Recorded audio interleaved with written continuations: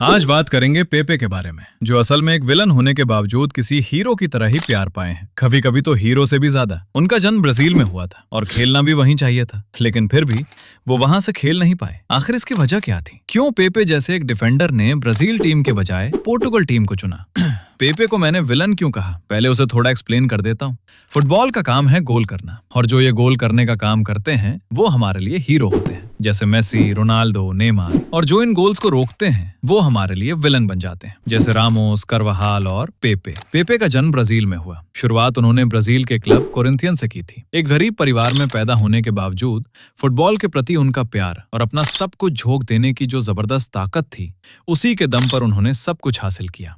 पेपे ने कभी ब्राजील की किसी यूथ टीम में नहीं खेला। हालांकि उनके पिता के दावे के मुताबिक 2006 में ब्राजील के पूर्व कोच दुंगा ने पेपे को टीम में शामिल करने के लिए उनसे कांटेक्ट किया था, लेकिन उनके पिता जानते थे कि ब्राजील के तगड़े कंपटीशन के बीच शायद पेपे टिक नहीं पाएंगे। दूसरी तरफ पुर्तगाल के क्लब में खेलने की वजह से वो उस देश की नजरों में थे और वहां मौका मिलना उनके लिए काफी आसान था। इसीलिए उनका ब्राजील की तरफ से खेलना कभी हो नहीं पाया। 18 साल की उम्र में वो पुर्तगाल चले आए और सीएस मरितीमो के साथ कॉन्ट्रैक्ट करके उनकी बी टीम के लिए खेलने लगे। 2002 से 3 सीजन के अंदर वो मरितीमो की मेन टीम में एक डिफेंसिव मिडफील्डर के तौर पर प्रमोट हो गए। बाद में उन्होंने बतौर डिफेंडर खेलना शुरू किया और अपनी काबिलियत सबके सामने रखी। मरितीमो को 2004 से 5 सीजन के यूएफा कप के लिए क्वालिफाई कराने में उनकी शानदार भूमिका थी। मरितीमो के लिए उन्होंने 30 मैच खेले और एक गोल भी किया। इसके बाद पुर्तगाली क्लब पोर्तो की नजर उन पर पड़ी। 2004 की समर ट्रांसफर विंडो में पेपे 1 मिलियन यूरो की फीस पर पुर्तगाली जायंट पोर्तो के साथ जुड़ गए। कहा जाता है कि अगर कोई मेहनत करे और अपने लक्ष्य के पीछे लगा रहे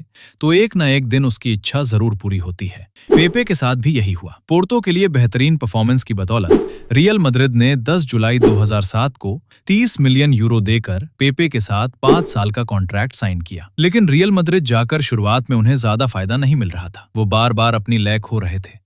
15 मार्च 2008 को उनके एक ओन गोल की वजह से रियल मद्रिद देपोर्तिवो ला कोरूना से 0-1 से हार गया। उस घटना का असर काफी लंबे समय तक रहा, लेकिन जिसकी किस्मत में आसमान का सबसे चमकता सितारा बनना लिखा हो, उसे भला बादलों के पीछे कब तक छुपाया जा सकता है। पेपे भी अपनी फॉर्म में वापस आए और रियल मद्रिद की टीम में अपनी जगह पक्की कर ली। अपने क्लब करियर में उन्होंने सब कुछ जीता। रामोस के साथ मिलकर उन्होंने डिफेंस की एक ऐसी ग्रेट वॉल खड़ी की जिसके सामने दुनिया के बड़े बड़े स्टार्स भी बेबस हो जाते थे। पेपे बनाम सर्जियो अग्वेरो के मुकाबले भी यादगार रहे। इसी बीच 2011-12 के कोपा देल रे सेमीफाइनल में उन पर जानबूझकर लियोनेल मेसी के हाथ पर पैर रखने का आरोप लगा। इस घटना को लेकर स्पेनिश मीडिया में काफी आलोचना हुई, लेकिन पेपे ने दावा किया कि यह अनजाने में हुआ था और उन्होंने इसके लिए माफी भी मांगी। खेल के प्रति उनका समर्पण कमाल का है। रियल मद्रिद के लिए खेलते वक्त घुटने की इंजरी होने के बावजूद उन्हें 2010 वर्ल्ड कप की मेन टीम में चुना गया, जहां वो ब्राजील